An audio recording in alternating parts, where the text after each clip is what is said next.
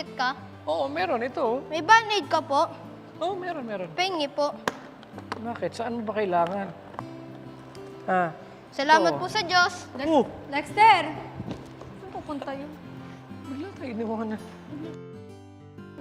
Extra. Tanggal eh, oh. Ambit ko muna. Talaga sa Lexer, oh. Hindi muna tayo basta-basta, no? Ay, pupunta.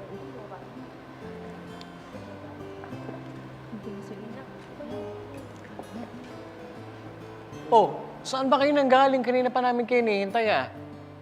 Pasensya na po, Kuya Eric. Pumunta lang po kasi kami dun sa park na malapit dito. Hindi man lang kayo nagpaalam. Nag-aalala kami sa inyo. Baka may nasaktan na sa inyo.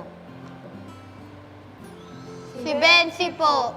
Di naman po masakit. Medyo naipit lang po sa duyan. Dapat kasi nagpapaalam kayo. Buti ka mo hindi grabe yung nangyari sa iyo. Alam nyo, maraming sakuna ang pwedeng mangyari sa inyo sa labas ng bahay, lalo na sa palaruan. Dahil maraming activities ang pwede nyo magawa dyan eh. Di ba meron nang nahulog sa monkey bars, sa swing, sa slide? O, di ba, paano kung bumagsak kayo at kung ang babagsakan ninyo ay matigas na bagay, di nabalian kayo ng buto? Oo nga po, no? Pasensya na po, Kuya Eric. Sorry po, Kuya Eric. Magpapaalam na po kami sa susunod at mag-iingat na rin po. Sige, huwag niyo nang ulitin yon.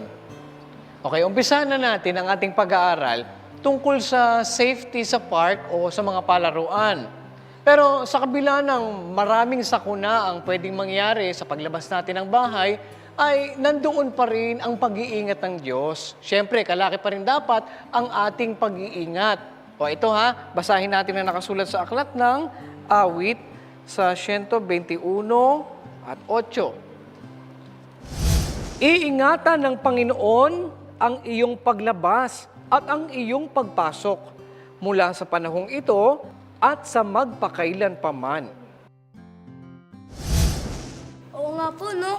Maging sa pagpasok at paglabas namin sa bahay, ang Panginoon po mag-iingat sa atin. At yan ang ating verse of the day.